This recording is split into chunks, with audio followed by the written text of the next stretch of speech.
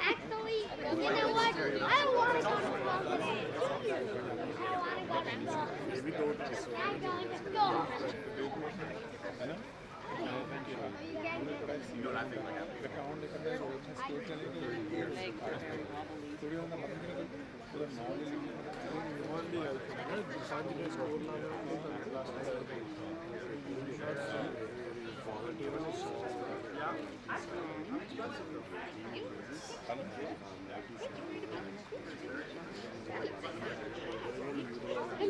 Did you know I was here? Did you know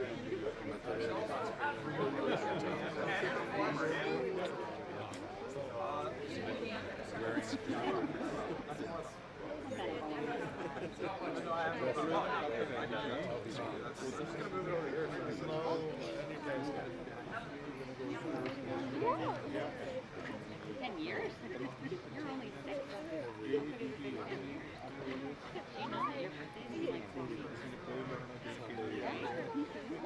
gonna be 7.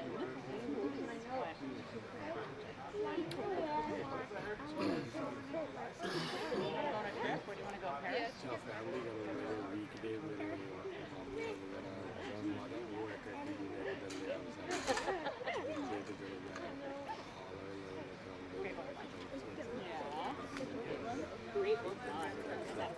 It's great B1.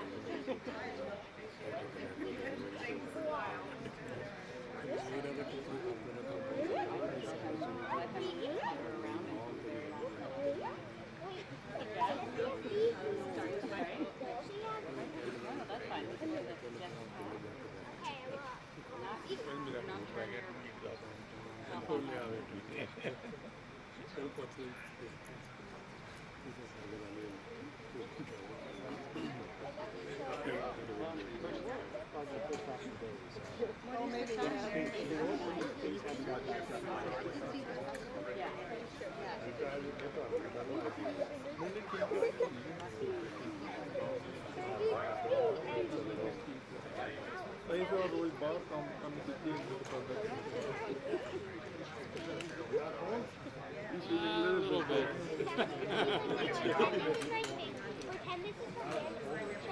Yeah, the dampness is what's really warming.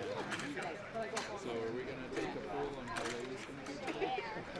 No, he's here. His bus is here. Oh, his bus is here. The security just came to him. I thought maybe because it was the first thing I was going to say. Every other one of these are Is this good? I can't find my heel print. I made a heel print to remember where to stand. No, but he's supposed to start at 8:30. Normally he comes In line with the tree stuff. I've been to like 6 or 7 days. Good. For me? Yeah. Yes. Thank you. How's it going? Awesome. Living the dream, David. Yeah. Thank you.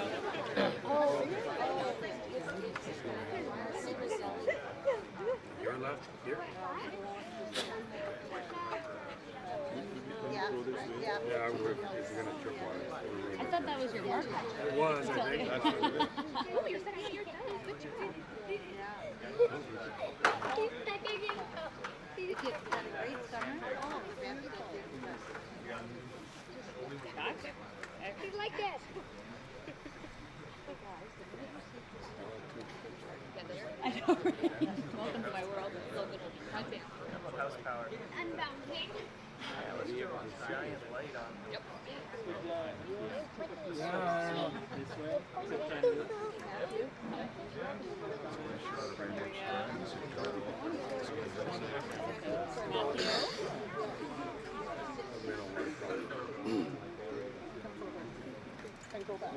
Matthew. There we go. Matthew and Jess. What? Oh, no. Oh, hello. No. No? Can't be anyone. Hello, everyone. Oh, hello. Do you want to test the microphone, Matthew? I'm guessing. Then we have the big You got the baby a bit closer? I'm trying to get the baby, so in case she Okay, fair enough. that's what. It's just like this. Get this one set just in case.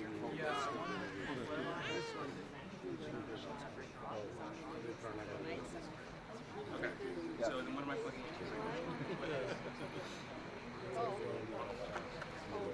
Yeah. It's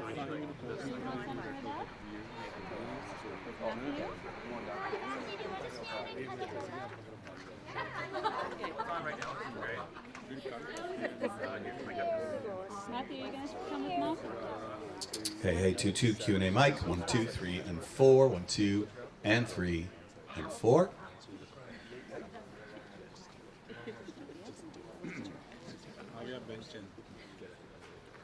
Ben, how are you? Welcome back to beautiful British Columbia. The band is back together.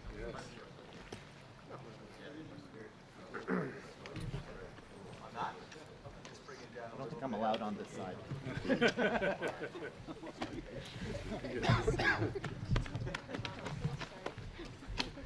Carla? How are ya? I'm good. Good. I can't cross the It's all good. Rubicon.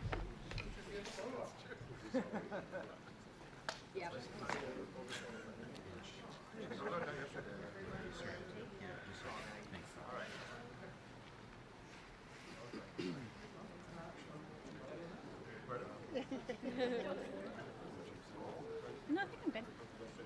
I'll let you know. You still look good.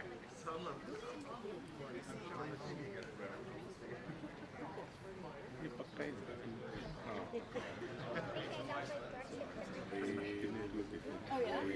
Step on the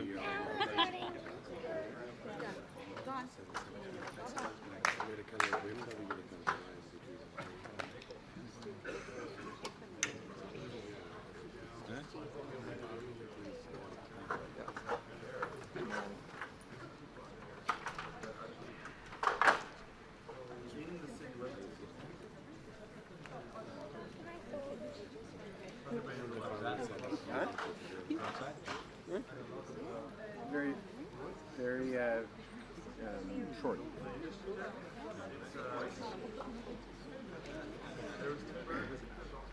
Yeah.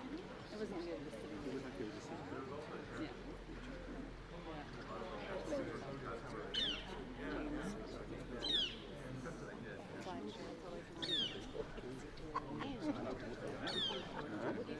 Yeah. Just walking around. Sun's gone.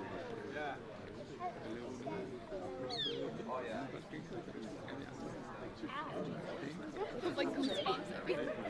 I'm like trying to stay calm. I'm cold and I put like a jacket on. I don't wear my cardigan. Do you have a coat? These things happen. Yeah, it's Stop paying attention. The weather.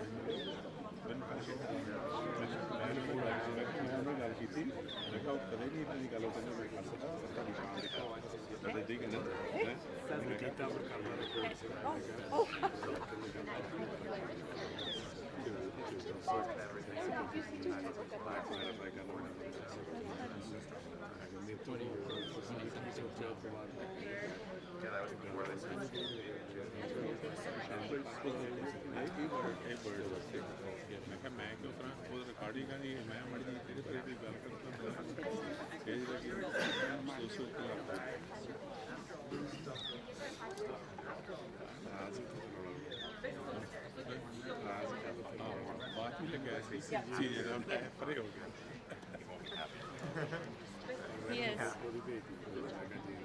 He's a bad.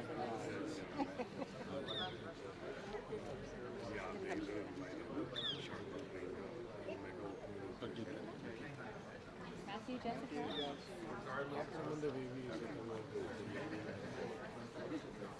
She has sound wrong?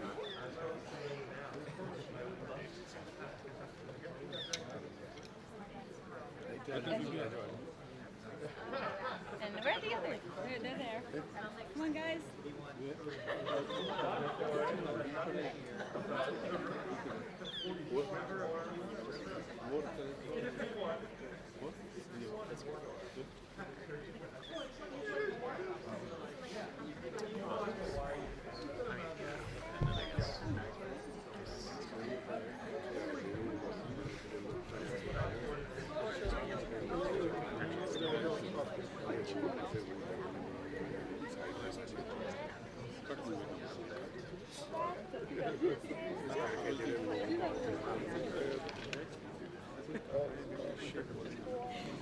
I felt better about it.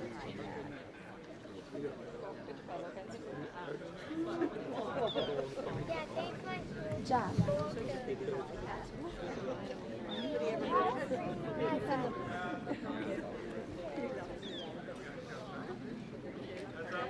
When did that going to be? Bring your iPad and hold it.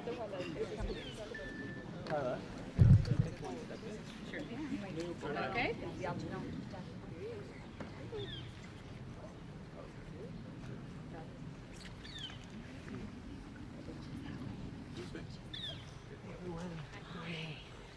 Welcome to Delta. Good morning, everyone. It's great to be here in Delta today. I want to thank Bindi for welcoming us to her home. Whenever I'm back in BC, I always get a feel like I'm getting a glimpse of our future as a country, because there's no doubt BC is ahead of the curve. And that didn't happen by accident. It happened because people decided to move forward. And that's the choice we all get to make as a country on October 21st. Moving forward means fighting and adapting to climate change, because Canadians are already seeing what this new reality means for their lives. Floods and wildfires that threaten their homes, heat waves that claim lives, and droughts that wipe out crops. We know climate change is here, is real, and is happening today. And you need support. Just take your home, for example. People are proud of their homes, and rightly so. You've worked hard for a place to set down roots, raise a family, and retire. But as any homeowner knows, the work on a house is never really done. Maybe you notice that the poor ceiling around your windows means it's drafty in January, or that your old furnace means the heating bill goes up every year. And as much as you'd like to invest in a retrofit, you just don't have the money on hand. Add to that, with a changing climate, your costs of adapting are rising. Canadians need a government that will be there for them. And today, I can announce that we're moving forward to make those retrofits affordable for Canadians, for people like Bindi. We will introduce a new interest-free loan of up to $40,000 for homeowners and landlords who want to make their homes more energy efficient. Now people will be able to replace those leaky windows or that old furnace, not only making their home more comfortable and lowering their monthly bills, but also keeping our environment healthy. It's a win-win-win. And if you're looking to buy a net zero emissions home, we're creating a new grant to make environmentally responsible living more affordable than ever. Of course, we need people to make all of these improvements happen, whether that's doing energy audits, retrofits, or building new net zero homes. There's going to be a big demand in the field, which is why we'll invest $100 million in skills training to make sure we have the workers to fill these good jobs. It's another example of how a healthy environment and middle-class jobs go hand in hand. For homeowners and for workers, this is real progress. But we can't stop there, because in the face of extreme weather, people aren't just worried about their leaky windows or their old furnace. They're worried about being left alone to deal with the very real effects of climate change. In the interior, people are worried about their home being threatened by wildfires again next summer. À Gatineau et à Fredericton, les gens s'inquiètent de devoir s'absenter du travail au printemps pour empiler des sacs de sable et protéger leur maison. Les catastrophes naturelles sont de plus en plus fréquentes, ce qui veut dire que ça va devenir une plus grande préoccupation pour plus de gens. C'est pourquoi on va donner aux familles plus de soutien, que ce soit en mettant sur pied un programme national d'assurance contre les inondations ou en élaborant une prestation d'assurance-emploi pour ceux qui perdent leur chèque de paye après une catastrophe. If you've just been through a wildfire or a flood, you should be focused on rebuilding your life, not on how to pay for the damage or how to pay the bills after time away from work. So we're going to make sure families have the support they need, from a national flood insurance program to designing an EI benefit for people who lose paychecks after a disaster. Now, not all politicians agree that we need a real approach on climate change and real support for families. After all, the Andrew Scheer Conservatives have the same do-nothing approach on the environment that Canadians remember from Stephen Harper, with a so-called plan that will do less and cost more. And that shouldn't come as a surprise. Even when Conservative politicians do admit that climate change is real, which lots still try to deny, they take the approach of the last Conservative Finance Minister, Joe Oliver, and insist that it's a good thing for Canada. Canadians know that just isn't true. My friends, we are taking real action to protect our environment and to put more money back in people's pockets. Under a Liberal government, we will continue to invest in Canadians and in their future. A new Liberal government will increase access to before and after school care. We'll ensure that all Canadians can take paid family leave when they have a baby. We'll ban military-style assault rifles and strengthen gun control. We'll make it easier to buy your first home and give more money to seniors for retirement. We'll create a fairer tax system and cheaper cell phone bills, and we'll make sure that everyone has the care they need to stay healthy. Mes chers amis, au bout du compte, la politique consiste à servir les gens, à vous servir. Certains d'entre vous viennent peut-être de terminer leurs études, d'autres profitent peut-être de leur retraite. Peu importe vos circonstances, vous méritez d'avoir un vrai plan pour l'avenir. We've done a lot together these past 4 years, but the truth is, we're just getting started. So folks here in Delta and right across the country, you have an important choice to make.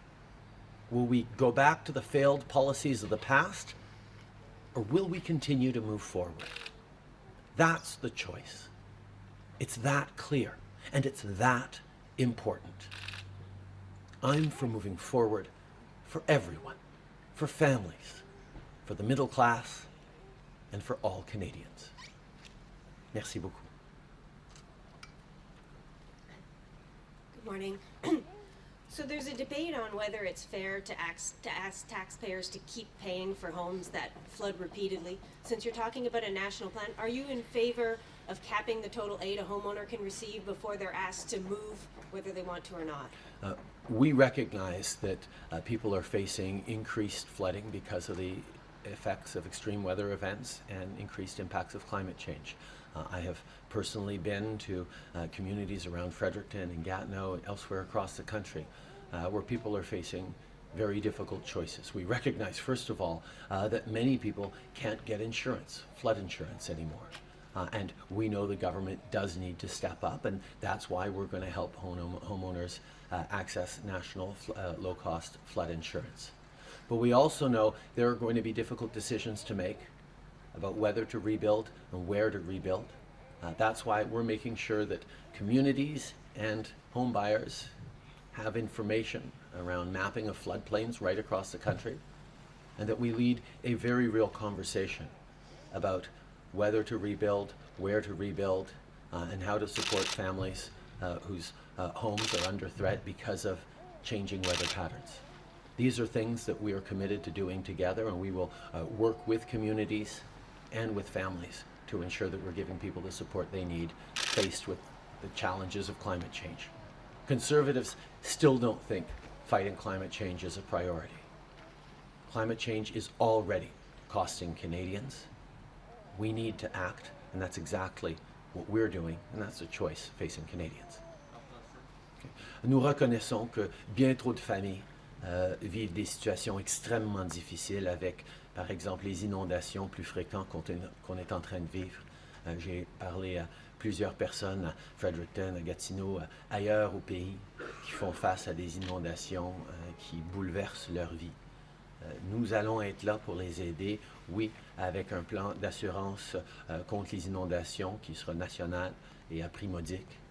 Nous allons aussi s'assurer que les individus, les communautés aient plus d'accès à l'information topographique qui va permettre de prendre des bonnes décisions.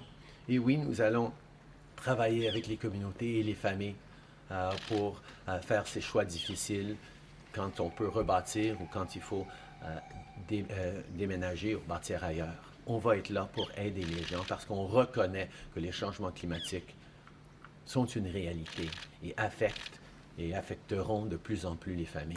Les conservateurs ne comprennent pas ça. Et c'est ça le choix que les gens doivent faire dans ces élections.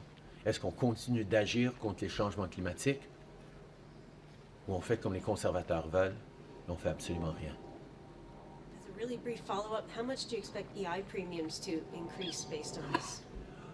We're going to work on program design in the coming months as a re-elected Liberal government, but we know that this is something that is needed. Far too many people, whether it was folks affected by the evacuation of Fort McMurray, whether it's people affected by wildfires here in BC, people affected by floods, when there is a declaration of a national disaster, we need to be there to support people who no longer have income coming in at a time of crisis in their lives. We will be there to support Canadians. Nous reconnaissons que ce soit à Fort McMurray ou ici en Colombie-Britannique ou au Québec avec des inondations, des gens qui sont en train d'essayer de sauver leur maison ou de se sauver eux-mêmes d'un désastre naturel ont besoin d'appui et ont besoin de revenus. Et donc, on va ajuster le système d'assurance-emploi pour qu'on puisse aider ces gens-là pendant des moments extrêmement difficiles. Abigail Beeman, Global News. I understand that you have to commit to flood mapping first and that you're committing to $150 million to do that today before you can move forward. But talking about relocating people and is a huge expense. What exactly are you committing to in terms of the idea of moving people in flood zones and a low-cost national insurance plan? Well, we're beginning with the low-cost national insurance plan and better flood mapping, but we recognize that there are many communities and many families that are facing extremely difficult decisions about whether to rebuild, where to rebuild, whether to relocate. And those are conversations that are being had amongst individuals and families and their municipalities and their provinces and indeed the federal government. And this is a conversation that we know is only going to become more difficult and more acute for more people over the coming years with the very real impacts of climate change. Our commitment today is that we will be there with people, supporting them through these difficult moments in their lives as we fight climate change. And that really is the core of the choice that people are facing. A Conservative Party that refuses to admit that climate change is a problem that needs real action, or a Liberal Party that has recognized that we have done a lot on fighting climate change, but we need to do much more. And that's exactly what we will do. Nous reconnaissons que c'est des décisions et des conversations extrêmement difficiles pour bien des gens, et dans les années à venir, il va y avoir plus de conversations là-dessus avec les impacts des changements climatiques.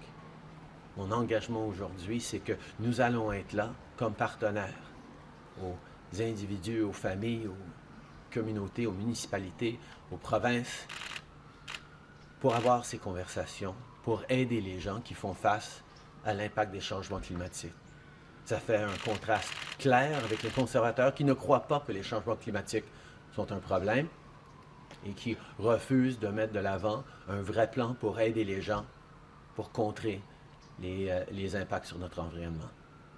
Yesterday you told Donna Friesen that you have not worn blackface since 2001. We asked you that on Sunday and you wouldn't answer the question. Why leave that idea hanging in the air, and did something change since Sunday? I've spoken about the incidents that I recalled. I have recognized from the very beginning that this was something that I shouldn't have done. I recognize how wrong it was. I should have known that then, and I didn't. I will continue every day to fight against discrimination and racism and intolerance because that's what people expect of me, and that's what I expect of me. J'ai été ouvert avec les incidents dont je me rappelais. La réalité, c'est que j'aurais jamais dû poser ces gestes-là, et je le regrette et j'en prends la responsabilité. Mais je m'engage à tous les jours de ma carrière politique, dans le passé et dans le futur, de continuer à lutter contre la discrimination et l'intolérance. Sur votre candidat dans Drummond, qui a des liens ou qui aurait des liens avec d'anciens ou des membres du crime organisé colombien, est-ce que vous avez vraiment fait toutes les vérifications nécessaires et pouvez-vous nous dire qu'il n'y a aucun lien et qu'une personne qui a été reconnue coupable, qui a fait de la prison pour trafic de drogue, ne supporte pas activement votre candidat? La nomination a été faite selon un processus ouvert et transparent. M. Morales a été conseiller municipal à Drummond depuis 2013, a bien servi la communauté et évidemment a toujours côtoyé bien des communautés à l'intérieur de la municipalité qu'il desservait. Nous reconnaissons à quel point c'est important de bien servir les gens et on est confiant que M. Morales va pouvoir très bien servir.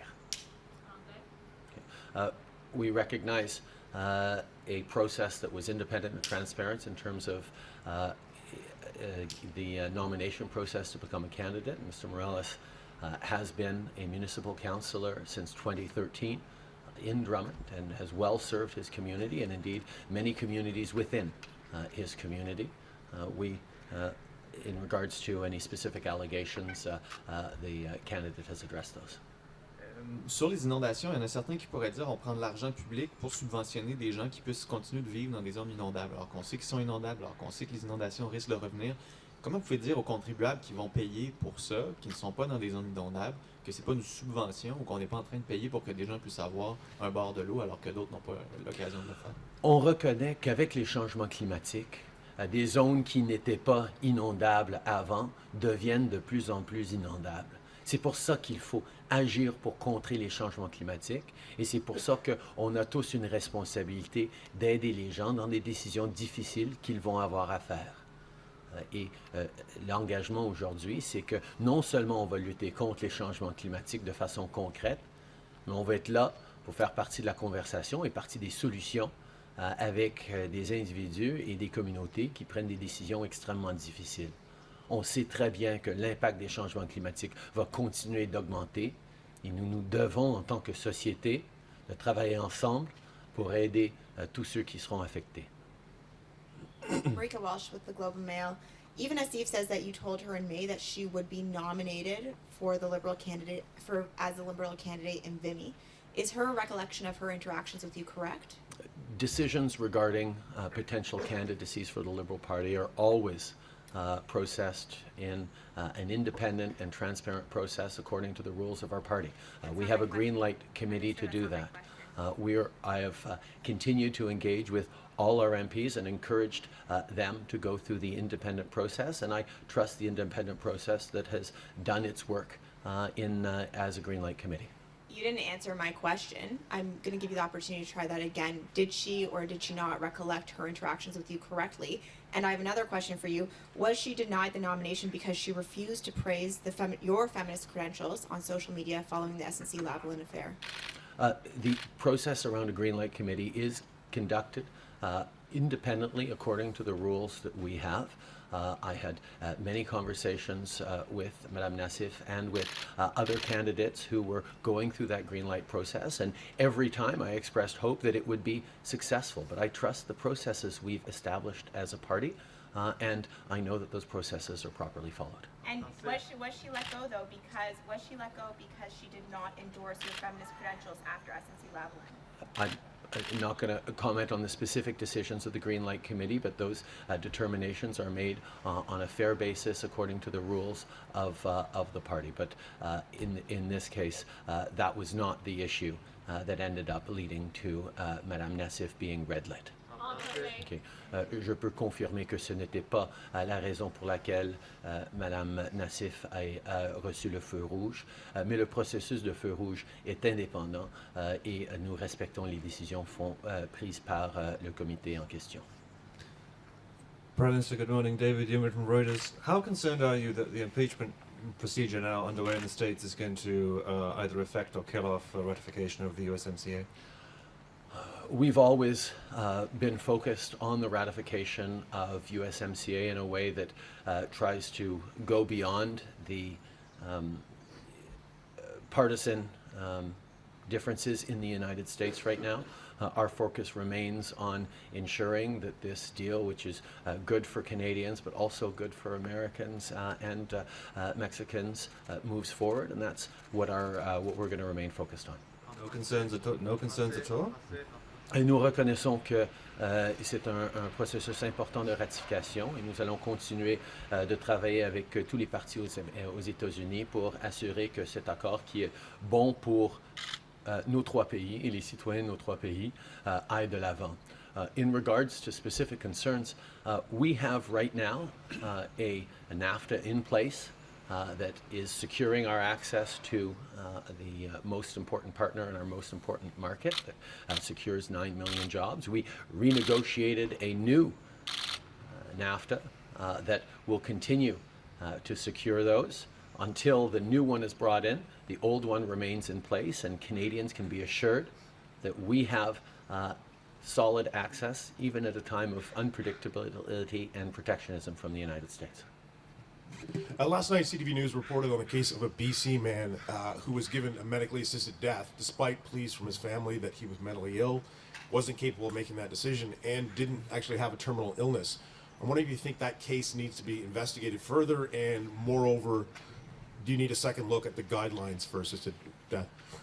I can't comment on a specific case, but I can assure you that we understand that the decision to go ahead with medical assistance in dying is a deeply personal one, a deeply difficult one for individuals and their families. And as a government, our responsibility has always been to make sure we're getting that balance right between protecting the most vulnerable and respecting people's rights and choices. We will, of course, continue to work to make sure we're getting that balance right in the coming years. Okay. Je peux pas commenter une situation spécifique, mais je peux souligner que nous comprenons que la décision d'utiliser l'aide médicale à mourir est une décision difficile, personnelle, qui implique l'individu et sa famille. Et nous, comme gouvernement, notre responsabilité est toujours de protéger les plus vulnérables tout en respectant les choix et les droits des individus. C'est exactement ce que nous allons continuer à essayer de faire, assurer que cet équilibre est la bonne. To that point of getting the balance right, will the federal government appeal the recent court decision in Quebec? We continue to look at the situation and the proposals. We've always understood from the very beginning that this is a balance that we need to strike between protecting the most vulnerable and respecting their rights and people's rights and choices. Getting that balance right is something that we need to continually work on as society evolves, as new situations come up, and we are, of course, committed to continually making sure we're getting that balance right. Okay. Nous sommes en train encore d'évaluer la situation par rapport à la décision du Québec, mais nous reconnaissions depuis le début que c'est un enjeu sur lequel il faut toujours trouver le juste équilibre entre protéger les plus vulnérables et assurer la protection des droits et des choix des individus et de leurs familles. C'est pour ça que nous reconnaissons que ça va toujours prendre de l'attention pour assurer que cet équilibre qu'on a trouvé est la bonne. Et c'est pour ça qu'on comprend qu'il va toujours avoir des réflexions à avoir au fur et à mesure que la société et le contexte peut évoluer. Morning, Salima Shiv, GCBC. I'd like to return to your comments yesterday saying that we will exceed our 2030 Paris targets. At a time when the United Nations is talking about our oceans getting worse, I'd like to know why you're not saying how we'll do that. We know that we need to not only meet our 2030 targets, but exceed them. We know we need to get to net zero by 2050. Climate change is real. It's a pressing challenge for Canadians. And unfortunately, we have a political party in the Conservatives that do not take it seriously and have no plan. We've announced yesterday and today 2 key elements of our plan to move forward.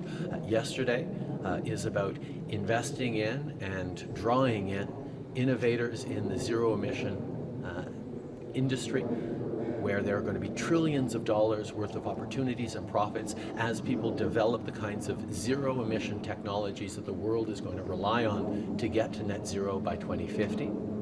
Today, we're announcing more money up front for families, for homeowners, and for renters and landlords to be able to make the changes in their homes that's going to save them money and fight climate change. We know that Conservatives do not get it and are not acting on it.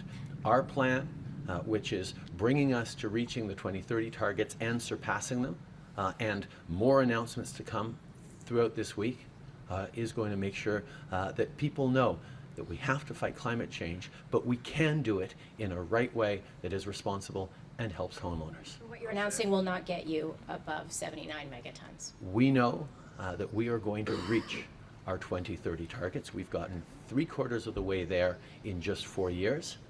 And over the next 11 years, not only will we meet those targets, we will surpass them. And we will be well on our way to net zero by 2050.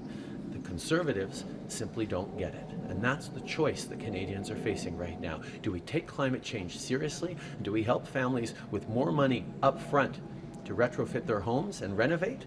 Or do we do what the Conservatives are saying and give them less money in a tax credit once they've spent the money? It doesn't make sense because Conservatives don't get it. Nous reconnaissons à quel point c'est important d'agir concrètement pour aider les gens, pour aider les familles, pour contrer les changements climatiques. Et c'est exactement ce que nous faisons.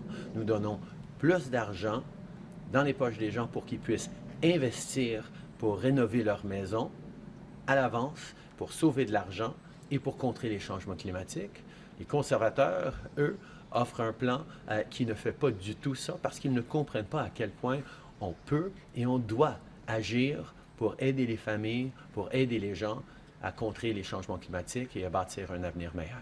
Just on Eva Nassif, again, if she wasn't denied the nomination because of not supporting you as a feminist, then what was it? Why was she denied the nomination? The determination around nominations is made by a green light committee following the rules of the Liberal Party. I can confirm that that was not the reason she was red lit, but I will not go into details on the decision why. Hi, Sandro Germani, Delta Optimist. You likely talked with Carla about this, but the George Massey Tunnel Replacement Project is a pretty big issue in Delta. Is this on the federal government's radar, and are you going to be, or have you talked with the province yet regarding some sort of funding arrangement on whatever option is chosen? We made the decision in 2015 that the federal government needed to be a partner investing in priorities for communities right across the country. We also made the determination that Ottawa wasn't the best positioned to determine what exactly a community's needs were. And we have been there with billions of dollars on the table to work in partnership with provinces and municipalities on their priorities. That's why we are working with the province along their priorities. And I'm very much listening to both local representatives, municipal leaders, and the province on where and what they need to invest in for the future of these communities. The federal government will be there as a partner, but we will not determine what the right choice for Delta and for BC is. We will respect the province and the municipalities in their decisions. But the money is there, yes. Chris Selly from the National Post. In your Global News interview, you said that we're not looking at decriminalizing hard drugs at all. Why would you not at least consider a measure that could ensure that addicts have access to a safer supply of drugs? Safer consumption, safer supply, harm reduction, these are all science-based approaches that we fully support. We have moved forward on safe consumption, safe supply, harm reduction in ways that is having a real impact on this terrible opioid epidemic. We know far too many families, individuals, people from coast to coast to coast, but particularly here in BC, have suffered from the loss of loved ones, from devastating losses in their communities. And that's why we have a broad and serious approach on this. But the contrast, once again, and the choice Canadians are facing is clear. The Conservatives have continued to stand against harm reduction and safe supply.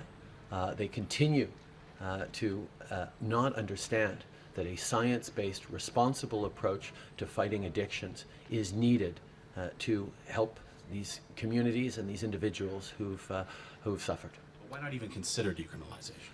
We are always looking at the science and the evidence on the best way forward, and as I've said, we're not looking at decriminalization as part of our plan. Okay. Nous allons toujours faire ce qui est nécessaire pour aider les gens qui souffrent. Nous reconnaissons à quel point l'épidémie d'opioïdes est un fléau, est une urgence pour les familles, pour les communautés à travers le pays. Et c'est pour ça que nous allons de l'avant avec des mesures concrètes qui aident, que ce soit les mesures de sites supervisés d'injection et d'appui basés sur la science qui aident les gens. On va continuer de le faire, mais nous reconnaissons que ce n'est pas la façon qu'on va solutionner à ce problème de décriminaliser tous les drogues. Merci beaucoup. Merci tout le monde.